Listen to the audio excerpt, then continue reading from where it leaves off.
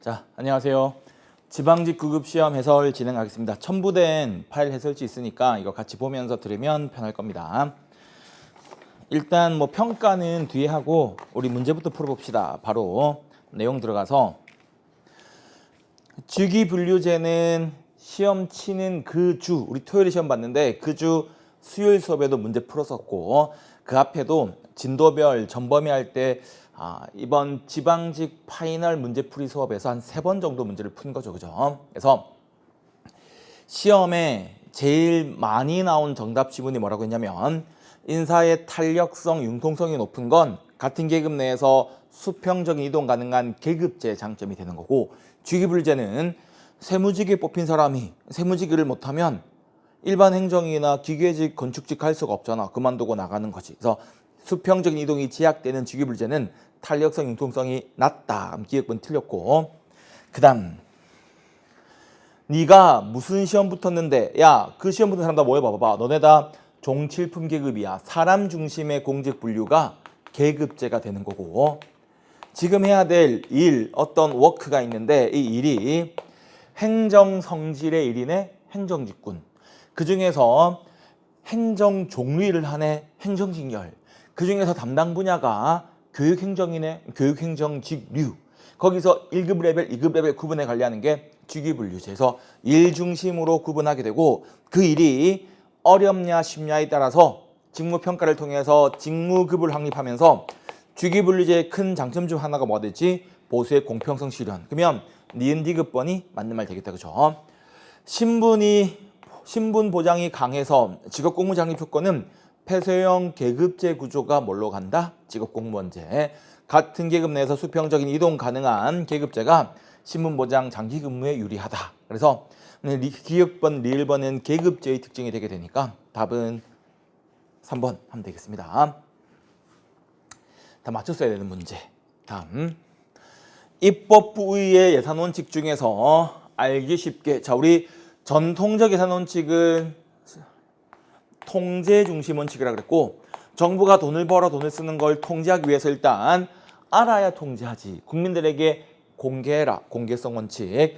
공개했는데 공개된 그 내용이 이해가 안 되면 통제할 수가 없지. 통제하기 위해서 이해하기 쉽게, 여기 있네 쉽게 이해할 수 있게끔 명확히 해야 된다. 명확성 원칙 또는 명료성 원칙. 답은 1번 되겠다. 그죠? 그 예산서에 빠짐없이 모든 게 다 있어야 한다. 빠짐없이가 완전성 원칙. 언제 어디에 얼마를 하는 주어진 한계 범위 내에 돈을 써야 된다. 항전성 원칙. 그래서 답은 이제 1번 되겠습니다. 3번으로 가볼까? 균형 인사정책에 대해서 시험 치는 주에도 문제 풀어봤어. 그래서 우리는 대표관료제 실행을 위해서 균형 인사 기본계획을 인사혁신처장이 수립하고 있고, 균형 인사란 말 나오면 대표관료제를 보고 문제 풀면 된다 말했었고, 그 말이 똑같이 나와 있네. 대표관료제라고. 여기는 이제 맞는 말. 장애인 구분모집제는 올해 일반 행정 100명 뽑을 건데 그 중에 95명 일반 비장애인 뽑고 5명을 장애인 뽑을 거면 따로 시험장에 가서 야, 여기 95명 뽑는 비장애인들은 땡땡 중학교에 모여가지고 110분 동안 시험 봐. 근데 장애인 구분 모집에 지원한 학생들은 시험 시간 130분 줄게. 그럼 같은 시험장에서는 시험지 걷고 곤란하니까 너네는 땡땡 고등학교로 와. 장애인들은 땡땡고에 시험 봐서 모여있는 너네 중에서 5명 무조건 뽑아줄게. 그래서 장애인, 비장애인 구분에 선발하게 되니까 그 말 하고 있는 겁니다. 그래서 일정 퍼센테이지, 일정 규모를 지금 사례에서는 5명을 장애인 중에서 뽑을 거니까 장애인만 따로 시험 봐가지고서 그들 중에서 뽑겠다. 이 말을 돌려 표현하고 있는 거고, 우리는 장애인이나 지방, 양성평등 등을 도입하고 있다.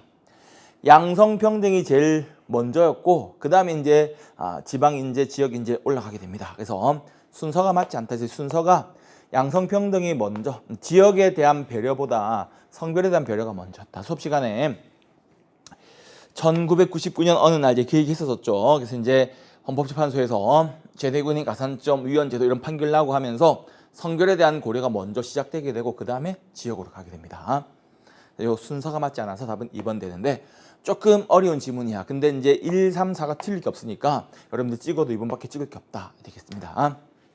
바로 4번으로 가서 4번은 이론 수업 시간 중에 제가 이걸 다룬 경우도 있고 또는 이제 9급 학생이 많았던 기본 이론 시간에는 생략하기도 했고, 그러니까 제가 수업 시작할 때 이번 달 기본 이론 수업 듣는 친구들 중에서 9급 준비한 학생 손들어 7급 손들어 해가지고 수험생의 대부분이 9급일 때는 스킵했고 7급 학생들 있을 때는 설명을 다 했는데, 기출문제풀이에서 설명을 했어. 기출문제풀이에서 레벨업 주제로 삼아가지고서 하우스의 이론이 나왔을 때 일단 2014년 국회 8급에서 물어본 게 리더십의 개념이었기 때문에 개념까지 하고 여력이 되면 추가로 더 간다 하면서 설명을 했었고, 그때 부하직원에 대해 배려라는 키워드는 지원적 리더십이었는데 여기 지원이란 말이 없어가지고 어렵게 느낄 수 있겠다. 후원한다, 지원한다, 소원적 리더십이 되게 됩니다. 그래서 뭐라고 설명했었냐면, 여러분한테 저 리더십을 설명할 때 제가 앞으로 돌아가서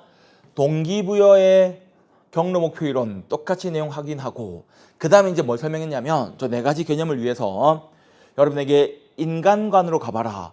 과학적 관리론 때 배웠었던 합리적 경제적 인간은 명확하게 업무량 할당하고 달성하면 그에 따른 보상을 해주면 열심히 일을 하니까, 이럴 때는 명확하게 달성해야 될 업무량 할당 딱 하고 달성했는데 보상해 줄게.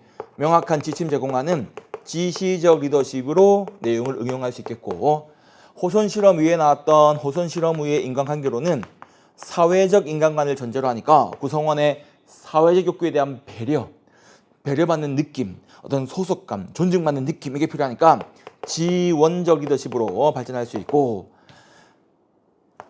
후기 인간관계론이 제시했었던 자기실현, 자아실현적 인간관이 나오게 되면서 여기는 인간관계로 나오면서 사회적 인간관이 나오게 되면서 이렇게 갔었고, 자아실현적 인간관이 나오게 되면 구성원에게 믿고 맡겨주라. 그래서 의사결정 과정에서 부하직원의 의견 들어줄게. 의견 얘기해봐봐. 부하직원의 의견을 존중하는 참여적 리더십.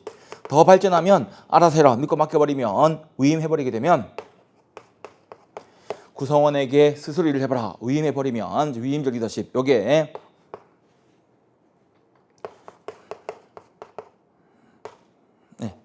자기신 욕구에서 위임적 리더십으로 가게 되니까 일단 여기까지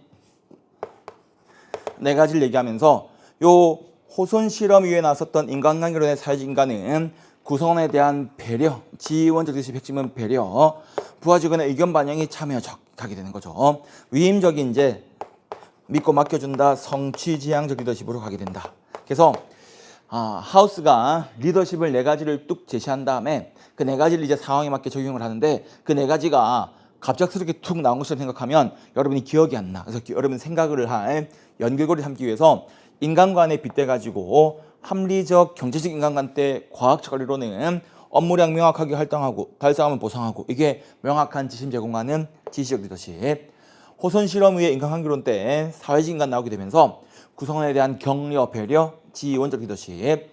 후기 인간관계론, 자아실현인 가게 되면 이제 믿고 맡겨주면 되겠네. 그래서 의사결정에서 구성원의 의견 반영하는 참여적 리더십. 그리고 아예 믿고 맡겨버리라. 위임형이 다른 말로 성취지향적 리더십으로 가게 됩니다. 그래서 리더십 4가지 개념 얘기하면서 국회 8급 때는 의사결정 과정에서 부하 직원의 의견을 반영하는 건 참여적 리더십인데 이걸 지원적이라 적어가지고 틀리게 물어본 적이 있다. 지원적은 배려를 말하는 거다. 이렇게 이제 문제 풀이 때 설명을 하고 이론 수업 때도 그런 설명을 한 적이 있을 겁니다. 그래서 그거 기억나는 사람들은 배려형 리더십은 지원, 후원, 여기인데 하면서 답을 찾았어야 되는 거지.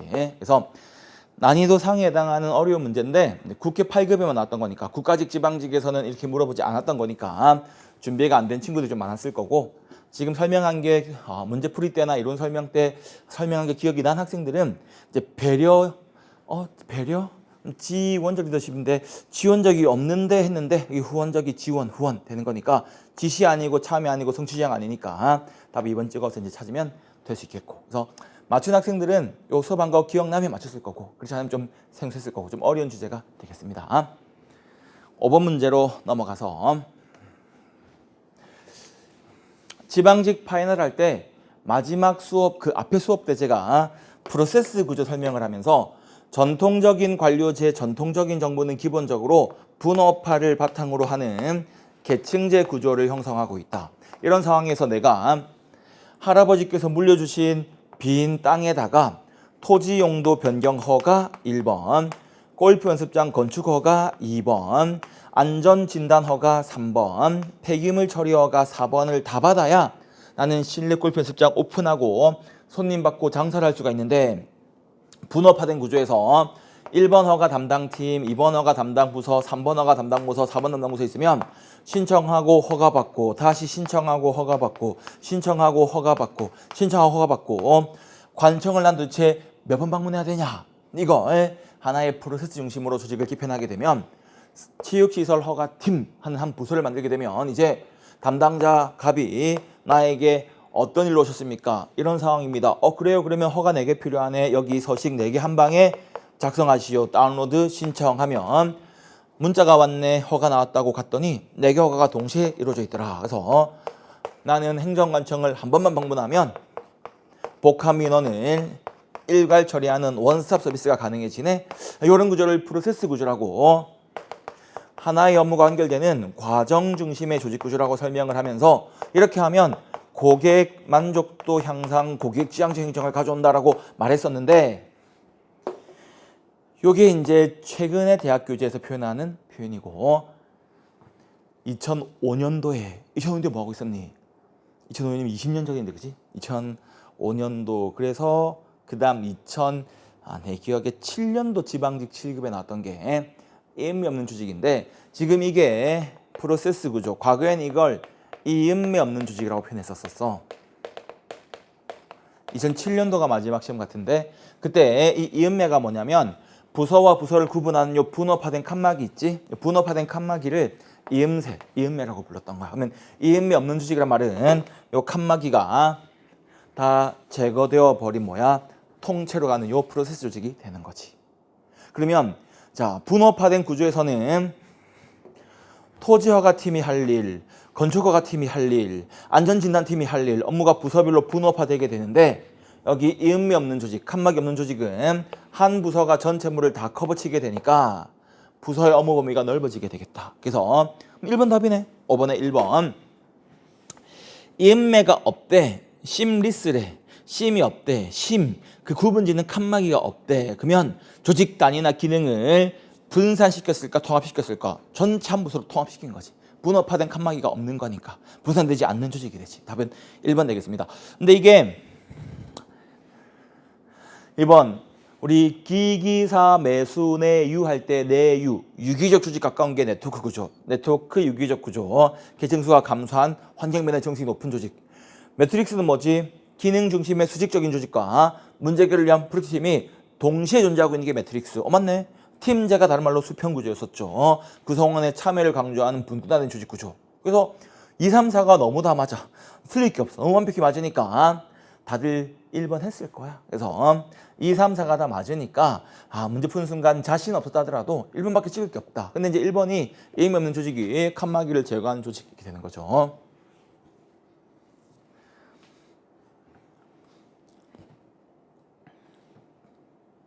우리 21일 날 지방직 시험 쳤잖아. 6월 16일 날 월요일에 부산에서 어느 학생이 질문을 했어. 나한테 수업 끝나고 지방직 9급 시험 대비 파이널 우선순위 60제 특강 이렇게 했었고, 노량진에 있는 학생들 우리들은 이제 보면 그걸 수요일에 시험 봤었어. 같은 문제로. 월요일에 수업 끝나고 엘리베이터를 타는데 학생이 나한테 선생님 그 의미 없는 조직 이런 거는 뭡니까? 이렇게 물어보길래 의미 없는 조직은 시험 나온 지 한 20년 된 내용인데 지금 와가지고 공부할 것도 많은데 지금 갑자기 막 설명하고 하려고 하는데 엘리베이터가 쓱 닫히면서 그 다음에 설명 못하는 거 맞는데 보는 순간 너무 미안하네. 그 학생한테 설명을 좀 해줄 걸. 그 학생한테 이거 아무것도 아닌데 분업화된 칸막이 없는 조직이라고 말을 해줄 걸. 그럼 문제 맞췄을 건데. 근데 이제 이게 단독으로 한 문제 나오면 좀 그런데 여기서 이제 개념만 찾는 거니까 답을 찾았겠지. 학생 아직 보지 못했는데. 근데 그 친구는 갑자기 시험 5일 남겨두고 갑자기 이걸 왜 물어봤을까? 그 친구도 선견지명이 있다. 그 학생한테 내가 배워야 될 것 같아. 그 친구가 오히려 문제를 잘 찍는 것 같아.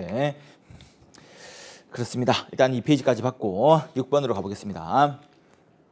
신행정론 하면 뭐라고 했었어? 형평성. 답은 2번 하면 되는 거야. 고민하지 말고 형평성.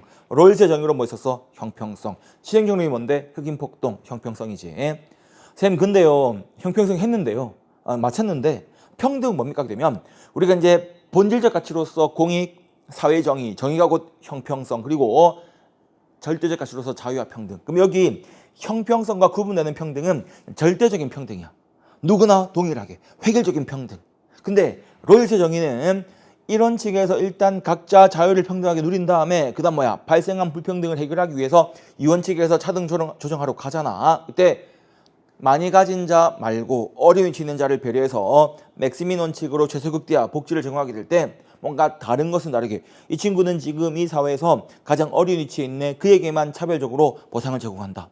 그럼 그에게만 제공하는 그런 차별적 보상이 뭐지? 절대적인 평등 관점에서 봤을 때는 왜 저 친구만 최저생계비를 지급하는가? 근데 형평성 관점에서 뭐가 되는 거야?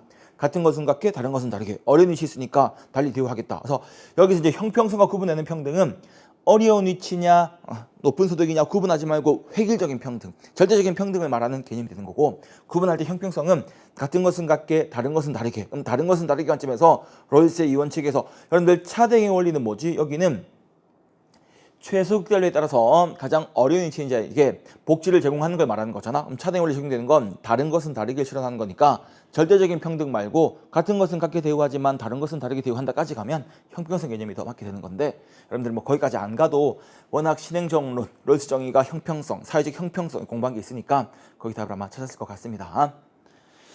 7번으로 가봅시다. 하향적, 상향적. 이거 시험 치는 주 한 번도 했었잖아. 시험 치는 토요일 바로 앞 수요일에 우리가 얘기했었고, 상향적을 뭐라 불렀었지? 결정 단계와 집행 단계가 분리되지 않으니까 단계를 분리하지 않는다. 반대로 결정 단계에서는 결정만, 집행 단계는 집행만, 단계를 분리한 건 하향적 접근. 답은 4번 하면 되겠습니다. 정책 결정자 의도 구현 강조하는 게 하향적, 그대로 결정자 의도. 반면 상향적은 일선 현장에 있는 관료. 그래서 우리가 상향적의 대표적 이론으로서 립스키 일선 관료제 공부했었고, 하향적에서는 결정자가 정한 그대로 집행하면 성공한다. 그 말은 결정자가 정한 정책 수단이 목표 달성에 그대로 귀하는 인과관계가 있다고 보고 있는 거 있죠. 그래서 옳지 않은 것은 4번 하면 되겠습니다. 지금 뭐 6, 7번 틀릴 게 없고 8번으로 가서 8번은 이론 수업 때 강조했고 1, 2월 단원별 문제 풀이 때 풀었고 3월달 국가직 파이널 때 풀었고, 우리가 이제 국가직 끝나고 지방직 파이널은 처음에 진도별로 한번 쭉 훑은 다음에 5주 동안, 그 다음 5주는 전범위다 섞어놓고 동영 쳤는데 그 진도별로 풀 때 이거 했던 거다. 마지막에 대신 이제 전범위 때는 생략했지만 뭐라고 했었지?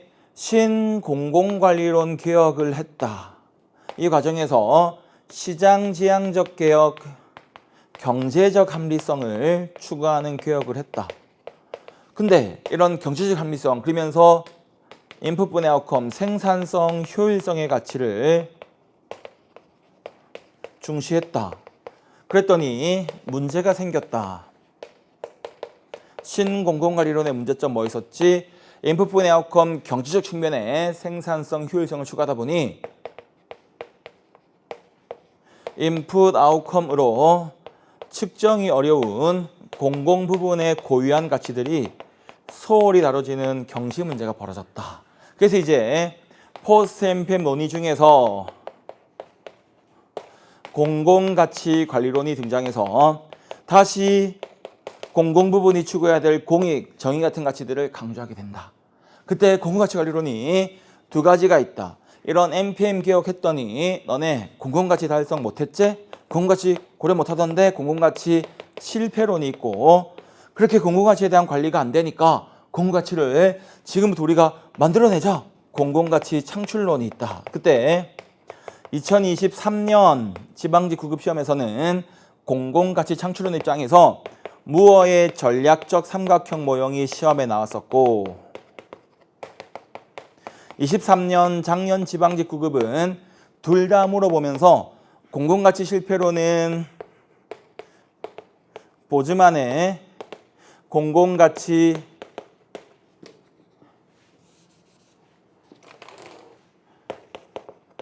지도 그리기, 그래서 짝짓는 게 나와서 작년에 무어가 공공가치 지도 그리기를 추구했다. 보즈만이 전략적 삼각형 추구했다 해가지고 박스 안에서 기역, 니은, 디귿, 틀린 거 모두 찾아라 해서 사람 이름 잘못 짝진 거 찾으면 답이 되는 문제였는데 올해 또 그렇네. 자, 뭐라고 했냐면 공공가치 지도 그리기가 지도를 그리듯이 공공가치에 대해서 매핑을 해보니까 지도 그리듯이 매핑을 해보니까 공공가치에 대한 고려가 안 되고 있음을 추적한다. 이걸 얘기할 때 사람 이름을 기억해야 되니까 뭐라 했었어? 보즈만, 마핑, 발음이 좀 비슷하잖아 말하면서 보즈만 그래서 이 사람이 매핑을 강조한다. 이 사람이 지도 그리기 얘기했었고 매핑 무어가 전략적 삼각형 모형을 제시하게 된다. 지금 1번 지문에 뭐라고 그럽니까? 전략적 삼각형은 무어의 아이디어. 보즈만이 틀렸다. 답이 또 1번 되겠다. 그래서 지방직 파이널을 우리가 문제풀이를 노량진에서 10주 동안 하면서 처음에 5주 동안은 진도별로 할 때 그 첫 주에 이거 풀어봤어. 그때 분명히 수업 시간에 보즈만, 마핑, 무어 이렇게 얘기했었죠. 그 다음 이제 시험 치는 주에 파이널 때는 이게 7급에 한 번도 안 나온 주제인데 설마 지방직 9급에 3년 연속 나오겠냐라고 말하면서 좀 빠르게 지나갔는데 여기가 또 시험 나와버렸어. 그때는 이제 마지막에 이런 거 썼었지. 신공공서비스로는 정부 역할이 스티어링 아니고 서비스 봉사다. 뉴 거버넌스가 네트워크 공식이로는 시장 원리 활용을 통한 경제학적인 접근 설명하고 있다. 답은 이제 1번 되겠습니다. 여기도 뭐 2, 3, 4가 다 틀릴 만한 게 없어. 다 완벽하게 맞는 내용이니까 답은 다 1번 찍었을 거고 공부를 저랑 같이 공부하면서 사람 이름을 이렇게 보즈만, 마핑, 무어가 전략적 삼각형 공부한 친구들은 공부만으로 풀면 되고 기억이 안 난 친구들도 밑에 내용 보면 뭐 틀릴 게 없어. 1번 했을 겁니다. 9번으로 가보자. 야 이거는 시험 치는 주 수업에도 말했었고 그 바로 앞주에도 지방직 파이널 제일 마지막 수업과 그 앞주 수업에서 뭐라고 했었지. 우연한 계기에 의한 정책 결정을 설명하는 내용이 시험에 나왔을 때 묶어서 한번 대비해보자면서 제가 보기 지문 3번에서 킹던의 정책의 창은 문제 흐름, 정책 또는 정책 대안의 흐름, 의사결정 기회를 말하는 정치의 흐름. 그래서 얘는 세 가지가 결합해서 우연한 계기의 정책 의제 설정을 설명하게 되고 반면에 문제, 해결책, 참여자, 의사결정 기회 네 가지가 독자적 흐름 형성하다가 우연히 결합하게 되면 그때는 뭐 있었어? 네 가지가 결합하는 것은 쓰레기통 모형이 되게 된다라고 말하면서 쓰레기통 모형의 요건 네 가지가 있고 정책의 창에는 또는 정책의 창, 정책 흐름 모형은 요건이 세 가지가 있으니까 둘 다 우연한 계기에 의한 어떤 의사결정을 설명하고 있는데 그때 요건 네 가지랑 세 가지랑 헷갈리게 적어서 물어볼 수 있으니 조심하라 했는데 그것도 시험 나온 거잖아. 그치? 시험지 2주 전에 얘기했던 건데 답은 이제 1번 하면 되겠습니다. 밑에 뭐 어려운 거 없습니다. 자 10번으로 와봅시다. 10번은 우리 시험 치는 주에 문제풀이 말고 그 앞주에 이거 했었었고 그때 특별지방행정기관과 비교하면서 특별지방자치단체는 자치단체니까 자치권이 있다. 자치권 권리 가지려면 법인격이 필요하다. 법인으로 한다. 2번은 그냥 개념이고 3번 특별단체를 구성하는 지자체 의원들이 특별자치단체 의원 겸직할 수 있고 또 특별단체를 구성하는 지자체장이 특별단체장을 겸할 수 있다. 1, 2, 3번 틀릴 게 없다. 수업시간 다 강조했던 건 그 개념 그대로인데 근데 4번 내가 이거 칠판에 적었어서 좀 과한데 지방자치론 과목 이런 거 물어볼 수 있기 때문에 여러분한테 이거 설명하면서 내가 칠판에 적었던 게 거기 해설지에 있어. 해설지에 보면 해설지 10번 문제 보시면 바로잡기 보시면 내가 뭐라고 했냐면 이렇게 있었어. 동그라미 4번 특별지방자치단체가 우리 법에 실제 제도로 도입되기 전에는 이론상 특별지방자치단체를 현실에 존재하는 주로 조합 가지고 설명을 했는데 2021년도에 지방자치법에 이 특별단체에 대한 규정이 생겼다. 그러면서 제일 큰 차이가 뭐냐 하면 거기 4번 보시면 특별지방자치단체는 광역단체인 시도 레벨에서 형성을 하건 아니면 어느 시도 안에 있는 시군구가 형성하건 구분할 필요 없이 무조건 다 행안부 장관의 승인받아야 하고 반대로 원래 있던 조합 같은 경우에는 시도가 조합 만들 때는 행안부 장관 승인인데 동일 시도 안에 있는 시군구가 조합 만들 때는 시도지사 승인. 그래서 지금 관악구랑 동작구가 특별지방자치단체 만들 때는 둘 다 서울시 소속이지만 행안부 장관 승인이 필요한 거고, 반대로 동작구, 관악구가 지방시단체 조합을 만들 때는 둘 다 서울시 안에 있으니까 서울시장의 승인을 받는 거거든. 그 차이를 칠판에 똑같이 적었단 말이야. 그러면 또 마지막에 행정협의회는 근데 보고만 하면 끝난다, 승인이 아니라 보고다, 이런 거 연결해서 설명했었는데 그 부분 지금 시험에 물어본 게 됐고, 그래서 여러분들 거기까지 안 가도 기재부 장관이 아니라 우리 지방 들어가면 다 행안부 장관이 승인하는 거 있지. 그래서 지방인데 왜 갑자기 기재부야 하면서 X 했을 거야. 근데 또 강제 설명 다 했던 겁니다. 칠판에 제가 손으로 직접 적어가면서 설명했던 거죠. 자, 10번까지 넘어가고 11번 넘어가서 좀 허무하다, 그죠? 우리는 주민 소환, 감사 청구, 주민투표 이런 거 다 하나하나 꼼꼼하게 법 공부했는데 조례의 재정 개정 폐지나 규칙에 대한 의견 질서권 다 주민들이 뭔가를 만들어 달라고 안건을 제안하는 주민 발안 제도에 한 짓이 해당한다. 쉽게 그냥 끝나버렸고 12번 가보겠습니다. 12번도 시험 치기 전주에 말이야, 제가 우리나라가 규제 샌드박스 하고 있다, 이거 설명했었지. 그때 여러분한테 규제 샌드박스, 그 다음에 규제 피라미드, 규제 끈끈이 효과 3개 묶어가지고 한 문제에서 3개 개념 구분할 수 있는지 문제 풀었었단 말이야. 샌드박스 하고 있잖아.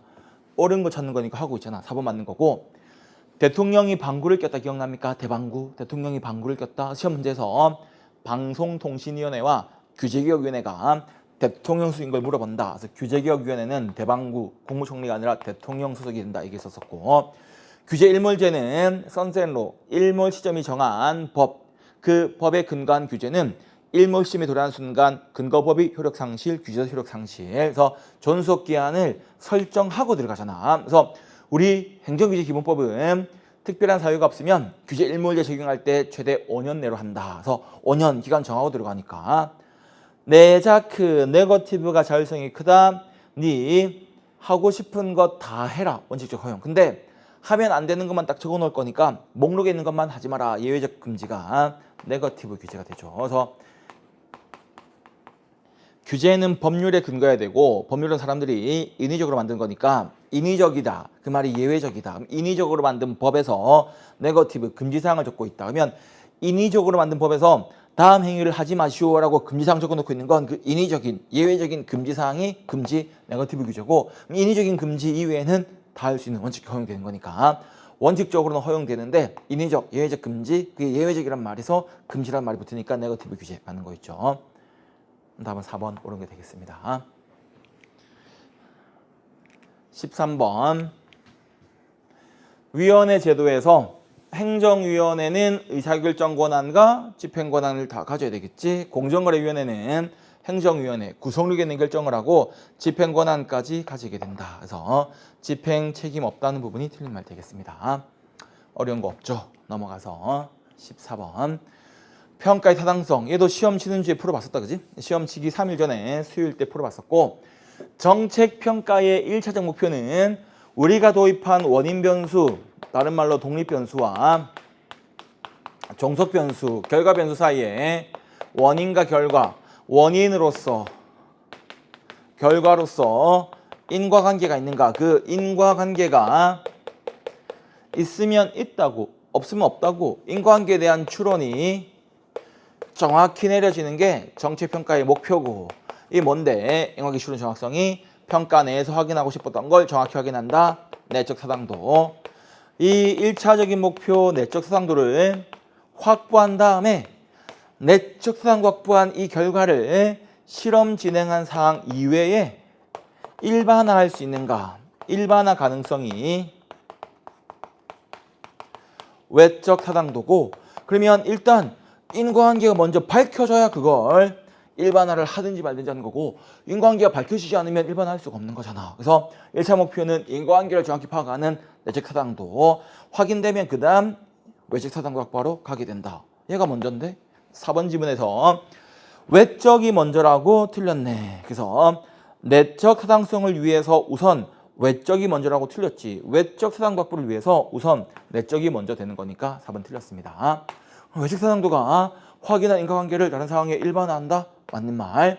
그 실험을 하기 위해서 우유를 먹으면 청소년 성장이 도움될까? 청소년 나이가 몇 살이지? 성장 뭘로 확인하지? 실험에 사용될 용어에 대해서 인위적인 개념 정의가 올바르게 되는가? 추상적인 개념에 대해서 어떻게 측정할지, 측정 도구가 얼마나 일치하는가 이 말이 실험에 사용될 용어들에 대해서 올바르게 정의 내렸는가 개념되는 거고, 통계 처리를 통한 결론 노출의 타당도도 중간 단계에서 필요했었죠. 내용 다 맞는 거 되겠고 답은 4번 하면 되겠습니다. 15번으로 가서 한 회계연도는 1월 1일부터 12월 30일까지. 너무 쉬운데 헌법은 뭐였어서 헌법은 90일 전, 하지만 국가재정법이 120일 전. 이거 엄청나게 중요하다고 제가 재무행정 파트에서 지난 10년 동안 국가직, 지방직, 구급, 실급 인사혁신처 시험 문제 중에서 1순위로 제일 많이 물어본 게 요 예산과정론의 날짜들 얘기했었는데 문제 많이 풀었잖아. 날짜 중요하다고. 그대로 또 옳은 거 답이 되겠다. 그죠? 한 회계연도가 끝나기 전에 어떻게 보고요? 안 끝났는데 한 회계연도가 끝난 다음에 이제 뭐 하는 거야? 2월 10일까지 중앙관서 결산보고서 제출. 2월 말까지. 우리가 이제 12월 31일까지 계좌가 막힌다. 출납 정리 기한. 그래서 방금 언급했던 제 2월 10일까지가 장부 정리 등 뭐 틀린 거 없냐? 서류 작업 모두 끝내는 출납 기한. 출납 기한까지 서류 보완 등 모든 작업 끝내면 이제 2월 말까지 각 중앙관서별로 결산 보고서를 만들어서 기재부 장관에게 제출하게 된다. 기재부 장관은 이 내용 취합해서 국가 전체 결산 보고서 만들어서 국무회의 심의 대통령 승인을 얻은 국가 전체 결산 보고서에 대해서 40일까지 감사원 보내고, 감사원은 40일간 회계 검사해서 5월 20일까지 기재부 되돌려주고, 기재부는 5월 31일까지 국회로 보내게 된다. 결산 과정은 이 날짜들만 잘 알면 된다 했는데 역시 날짜들을 물어보고 있는 거죠. 틀린 걸로. 그 다음에 우리나라는 잠정예산은 미국이 하고 있는 거고, 우리나라는 1공화국 때는 1개월 이내 가예산을 썼고 지금 우리나라는 준예산하고 있죠. 그죠? 그래서 옳은 건 2번밖에 없겠다. 되겠습니다. 자, 그럼 15번까지도 봤고, 요 지금 보고 있는 4페이지에 11, 12, 13, 14, 15 여기 뭐 틀릴 게 없다. 그지? 다 맞췄어야 되고 맞추면서 또 밥도 빨리 샀어야 되는 거. 시간 세배야 되니까. 110분 시간이 부족하잖아. 늘 얘기했지만 행정학이 공부할 때는 양도 많고 시간도 많이 걸리지만 시험장에서는 빨리 풀어낼 수 있는 과목이고 빨리 풀어야 되고, 그래야 남은 시간을 국어 영역에 투자할 수 있으니까. 그지?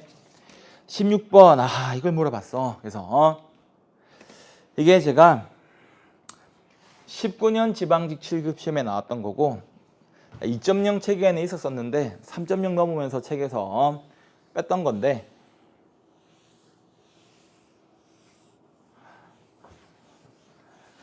어느 행정학 책이 있으니까 예전에 설명을 했던 건데 9급 시험에 이걸 물어볼 줄 몰랐네. 그래서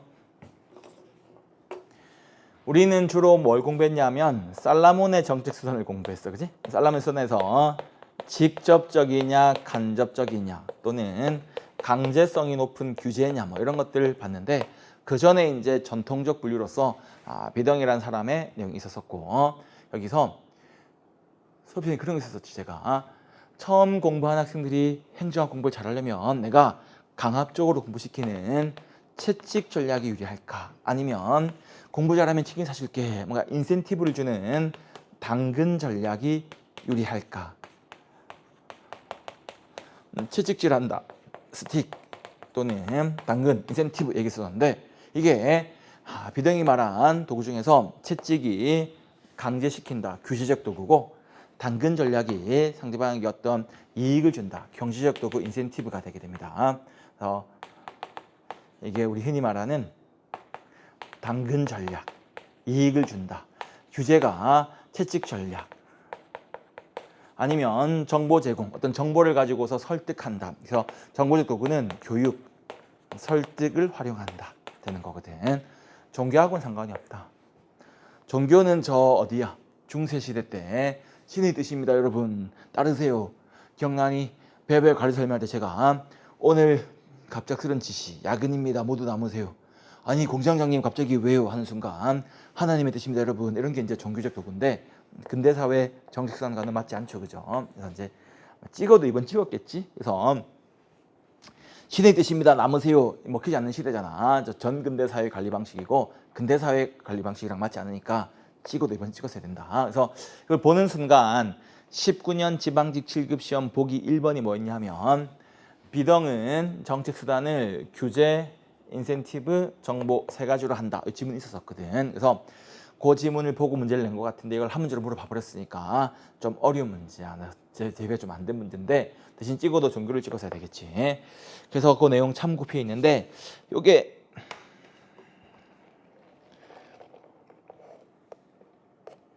19년도에 시험 나오고 20, 21, 22까지 넘어오면서 이제 시험 문제 풀 때 설명을 하다가 이거 문제 푼 사람도 있을 거 아니야. 어떤 때는 이론 수업 시간에 그 프린트 문제 제공할 때 요 내용이 있는 프린트 준 적이 있거든.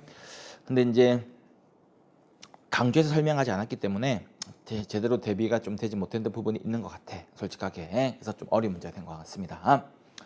17번으로 가겠습니다. 17번 일반 회계고 여기 우의 양조책 기억나지? 우의 양조책 뭐였었지? 특별회계 되는 거지. 그래서 정부 기업이고 기업 특별회계. 그래서 저 5개는 기업 특별회계에 해당하게 된다. 되겠습니다. 그래서 중앙정부가 운영하는 특별회계 중에서도 기업 특별회계. 18번 바로 갈게요. 18번은 정책 분석 안 배웠는데 할 뻔했는데 아니야. 이제 이게 우리 행정같이 공부한 거 그대로 가면 돼. 아무도 안 틀렸어. 그래서 정확히 설명하면 정책 분석 A 정책과 B 정책 대안 중에 뭐가 더 우월할까? 둘 중에 뭐가 더 좋은 정책일까? A가 더 나은가 B가 나은가에 대한 판단 기준이 필요한데 그럼 판단 기준으로서 정책 내용이 얼마나 더 바람직한가? 소망성. 아무리 바람직해도 실현 불가능하면 의미가 없는데 실현 가능성 두 가지를 가지고 설명을 하는데 이때 A가 B보다 더 바람직하다 말을 하려면 A가 B보다 더 가성비 있다. 우리 가성비 뭐 있지? 투입 대비 산출의 비율이 능률성. 비용 상관없이 A가 B보다 낫다라고 말할 때 A가 목표 달성에 유리하다. 비용 따위 묻지 않을게. 목표 달성 정도 뭐였어서 효과성. 또는 정부 정책은 A, B 중에 A가 낫더라. 왜 그런가 하면 A가 국민들에게 형평성 실현하더라. 이런 것들이 더 바람직함, 더 나은 정책 대안이 기준되게 되고 근데 아무리 능률적인 대안이라 하더라도 실현 불가능한 의미가 없거든. 그래서 이제 반대편에서 실현 가능성도 함께 고려해야 돼. 그래서 효과성이 뭐지? 비용 따위 묻지 않는다. 목표 달성 정도. 맞는 말. 대응성은 시민 요구에 반응하는 정도. 시민들이 뭘 해달라고 하네? 그 요구에 대응하는 정도, 요구를 반영하는 정도. 맞는 말. 근데 바람직한 판단 기준 안에 능률성, 효과성, 형평성 여기 있는 뭐 대응성 같은 게 들어간다 하더라도 반대편에 뭐가 있다고? 실현 가능성, 실현 가능해야 되는 거지. 그럼 여기 고르게 배분된데 고름 분배는 뭐야? 형평성 가치가 되게 되고 능률성은 인풋분의 아웃풋 나와야 되니까 우리 행정 같이 할 때 능률성, 효과성 이것만 구분해도 또 계속 그 얘기해서 미안하지만 6월 20일에 시험 보는 그 주에 수요일 날 내가 우선순위 60제 해가지고 시험에 제일 많이 나오는 거 60문제 풀어보자 하면서 1번에 문제 답이 뭐 있었어? 효과성은 목표 달성 정도, 능률성은 투입분의 산출 두 개 구분할 줄 알아야 된다 했던 건데 능률성이 답이 됐잖아. 1번에 1회 1번에 2번 지문이었는데 그지? 그렇게 문제 풀 수 있을 거고 19번 가봅시다. 자, 19번입니다. 시험 치는 주에 마지막으로 우리가 수요일 날 수업할 때 제가 인사행정 단원에서는 지난 10년 동안 가장 많이 나온 주제가 이거 공직 분리하는 거다 얘기하면서 문제 많이 풀었었어. 뭐라고 했냐면 우리가 실적주의 인사제도를 전 세계 어떤 나라나 선택할 수 있는 인사행정의 한 제도를 보면 시험 봐가지고 공무원을 뽑고 정치적 중립을 요구하는 대신 신분 보장해주는 제도를 보게 되면 이 실적주의가 적용되는 공무원은 시험 봐서 공무원 되고 신분 보장을 받는다. 그 말은 공무원으로서의 커리어, 경력이 영어로 커리어를 인정받는 공무원, 경력직 공무원이 되게 되고, 실적주의가 그럼 적용되지 않는 공무원은 공무원으로서의 실무 보장이 안 되니까 커리어를 인정받지 못하는 커리어의 특수성이 인정되는 특수경력직 공무원이라고 말을 했었다. 그럼 그렇게 시험 봐서 공무원 되고 신분 보장 받아서 장기간 근무를 하면서 공무원의 커리어가 쌓여나가는 경력직 공무원은 다시 두 가지가 있는데, 일이특 껴서 일특. 그래서 일반직 공무원은 여러분처럼 직군, 직렬 분류하고 계급별로 관리하는 공무원. 그래서 여러분이 행정직렬 구급시험 준비한다. 행정직군의 행정직렬의 구급, 직군 직렬, 계급별 관리. 또는 우리 건축직, 토목직처럼 기술직에 근무하는 친구들은 기술 분야에 근무하는 공무원까지, 기술 연구 분야에 근무하는 공무원까지 일반직 공무원. 그럼 여기서 이번 지문의 기술 연구, 행정 일반, 이게 뭐가 되는 거야? 별정직이 아니라 일반직 공무원. 경력직 안에 들어간다. 맞는 말 되겠죠? 근데 여러분처럼 똑같이 시험 봐서 공무원 되고 신보장을 받는데 특수한 분야에 종사하기 때문에 그들만을 위한 별도의 관리 체계가 필요하더라. 그래서 시험 봐서 뽑히는 거 맞아. 신보장 받는 거 맞아. 근데 경찰 공무원, 소방 공무원은 현장 일을 하기 위해서 체력이 필요해. 그럼 시험 과목으로 체력 시험 볼까? 이렇게 뭔가 관리의 특수성이, 관리의 별도 체계가 필요한 게 특정직 공무원이었고, 특정직 공무원의 특자 때문에 특정직을 자꾸만 특자가 들어간다는 이유만으로 특수경력직으로 끌어내리면서 틀린 지문 잘 만든다라고 얘기했는데, 또 그렇게 물어봤네. 그래서 여기 헌법연구관, 경찰, 군인, 군무원 등이 다 특정직이고, 특정직은 경력직 안에 들어가는 거지 특수경력직이 아니다 되는 겁니다. 특수경력직은 시험 봐서 공무원 되는 거 아니고 신보장 받는 거 아니고, 여기는 별도로 정한다. 별정 두 가지가 있는데, 그중에서 정무직 공무원은 정치 사무, 그래서 취임하는 과정이 정치적이다. 선거나 국회 동의받고 취임하는 공무원. 누가 있어? 선거로 뽑히는 대통령, 국회의원, 국회 임명 동의받는 국회의장, 국무총리, 그리고 이제 헌법재판소장 등이 있는 거죠. 한편 또는 업무 내용이 정치적이다. 고도의 정책 결정 업무 담당자, 차관 이상, 장관, 차관 등이 해당하게 된다. 한편 시험 봐서 공무원 되는 것도 아니고 신분보장 받는 것도 아니어서 특수경력직인데, 정치, 사무, 정무랑 아무 상관없을 때는 개별 법령에서 별도로 지정한다. 별정직 공무원. 그래서 비서, 비서관, 국회 수석 전문위원 등을 공부했었다.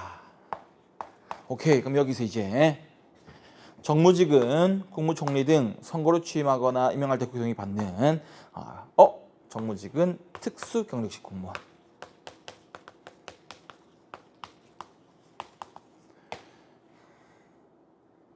그럼 2, 3, 4가 다 틀렸다.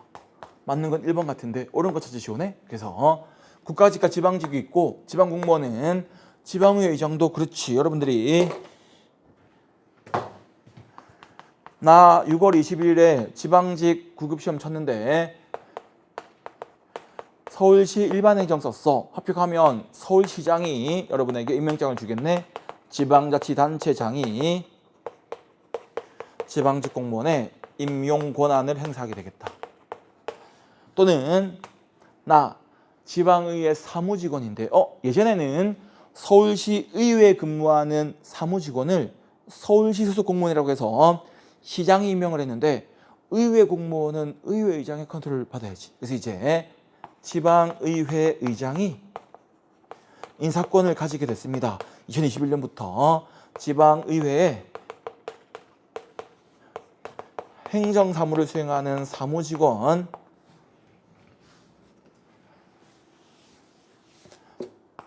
임명에 대한 권한, 임용 권한을 행사하게 됩니다.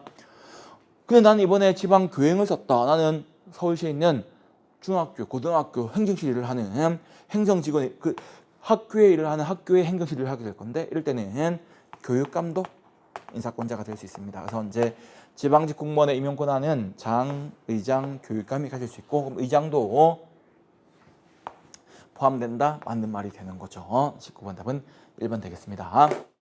20번 생소한 문제야. 생소한 문제고 처음 보는 법인데 자 그런 말 했었지. 웬만한 파트에서는 무슨 기본 계획하면 5년마다인데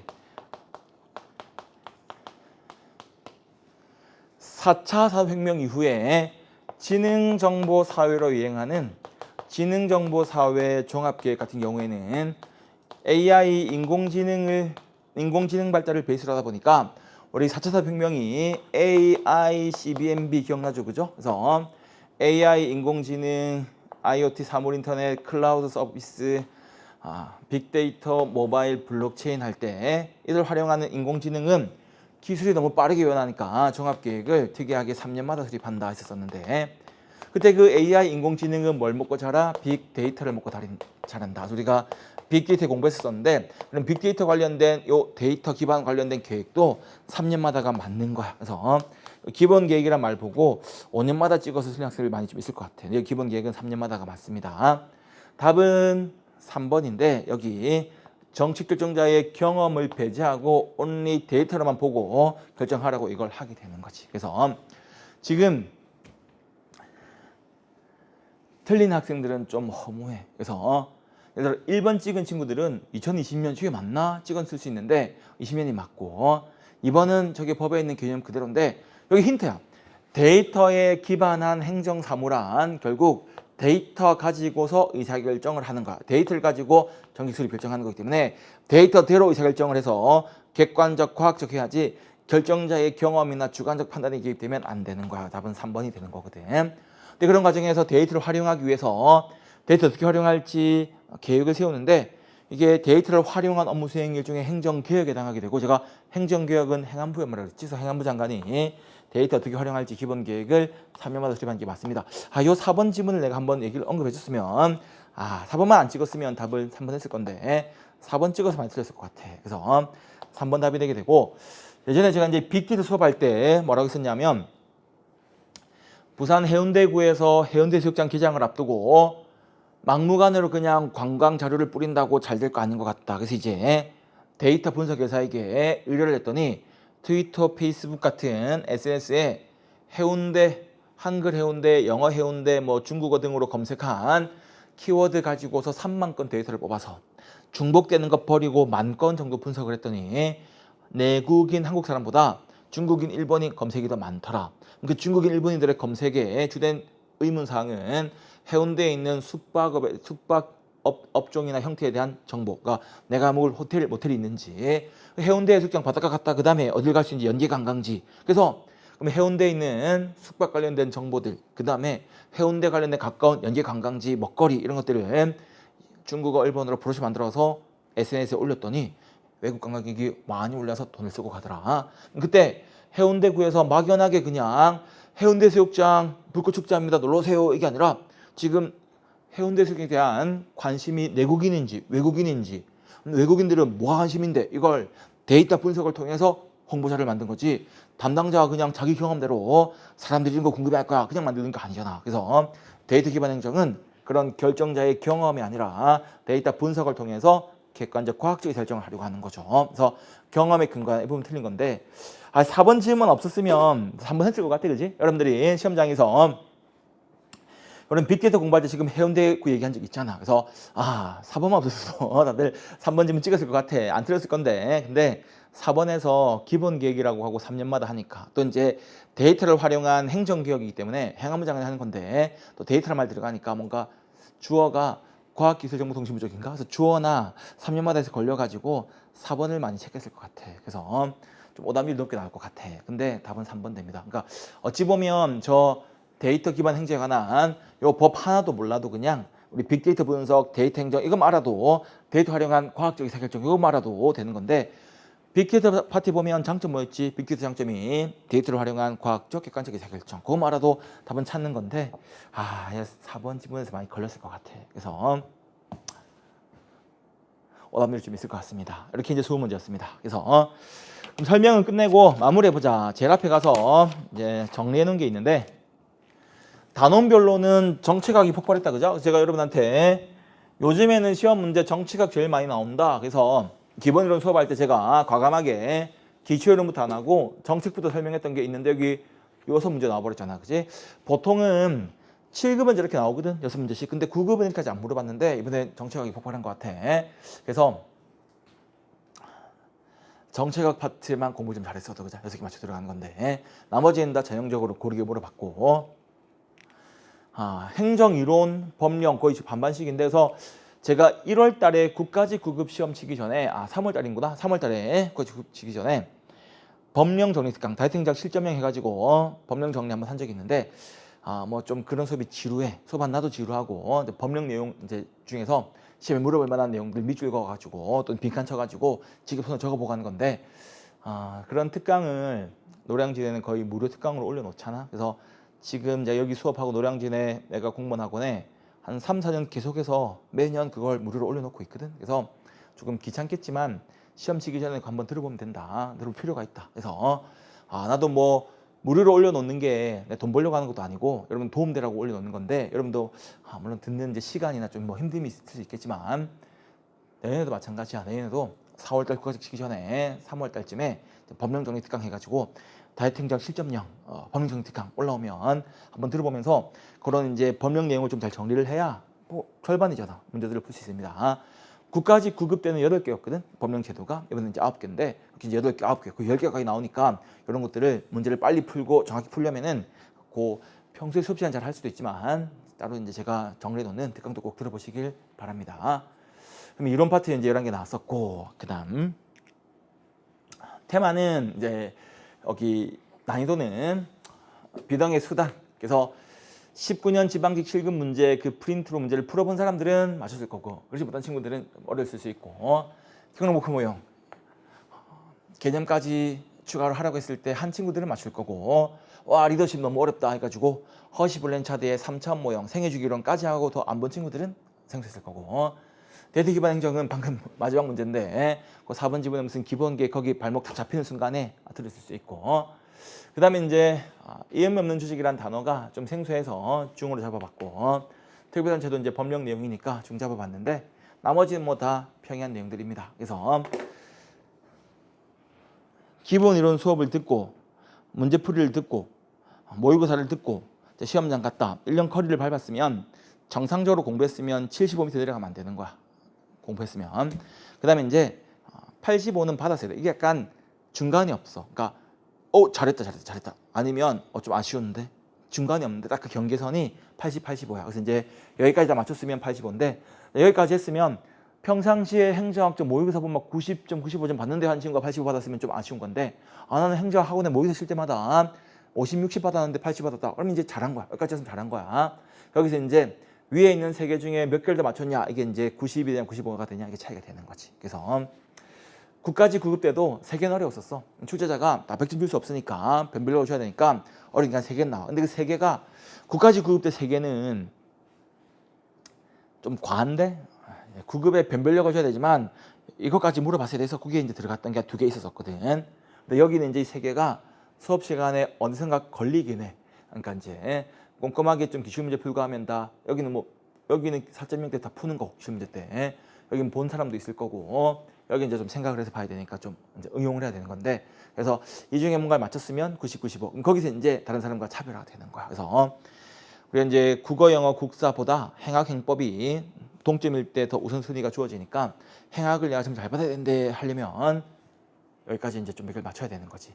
그러려면은 문제풀이 가가지고는 조금 이제 어려운 문제까지 풀어야 되는 거야. 그래서 제가 수업할 때 문제풀이 모의고사 가면 지문들이 좀 길고 내용도 좀 어려운 내용 다루니까 9급 수험생이 선생이 이론 수업할 때는 9급 수험생은 여기까지 보면 된다. 이런 건 주로 7급에 물어본다 하더니 문제풀이 가니까 막 7급 주제까지 막 물어보고 하니까 좀 어렵다 하면서 도망가는 학생들이 있는데 야, 거기까지 해야 고득점이 되잖아. 고득점이. 그래서 이제 우리가 기왕이면 합격을 해야 되잖아. 고득점을 하려면 여기까지 해야 되고 그러면 모의고사 때 푸는 문제까지 다 풀어줘야 되는 거지. 그렇다. 그리고 이제 또 기출문제풀이도 4.0 최고로 할 때는 이거 다 설명했었어. 이거 빼고 다 설명했던 거고 뒤에 이제 4.0 그냥이 있고 4.1 압축이 있는데 기출 압축은 시간이 촉박할 때 압축적으로 핵심 기술만 푸는 거기 때문에 좀 빠진 것도 있을 수 있어. 얘 빠졌던 거지. 얘는 있고. 근데 이제 그냥 4.0 풀게 되면 여기까지 하게 되니까 사실 최근에 만들어진 법인 얘 빼고는 이제 다 우리가 수업 시간에 다룬 게 되는 거야. 그래서 꼼꼼하게 공부를 하고 따라오면 95점까지는 다 갈 수가 있거든. 근데 학생들이 힘드니까 중간에 자꾸 포기해서 문제되지. 그래서 포기하지 말고 잘 따라오면 국가직 지방직 다 95점을 갈 수가 있다. 그래서 이제 정상적 커리를 밟아서 이론 수업 듣고 기출 풀고 모의고사 풀고 따라가면 돼서 포기하지 않고 따라가기만 하면 갈 수 있지. 95점까지.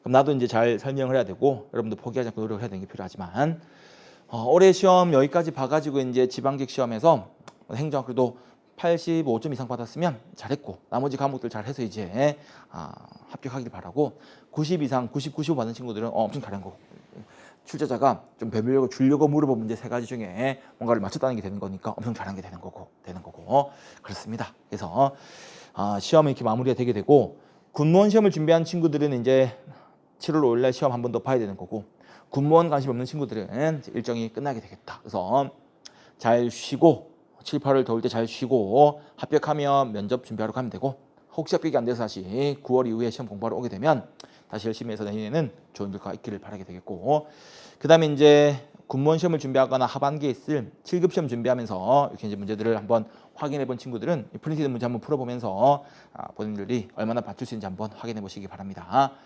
자, 그럼 여기까지 설명을 하도록 하겠습니다. 자료는 다운받아서 같이 보시기 바라고 해설지 참고하시기 바랍니다. 예, 감사합니다.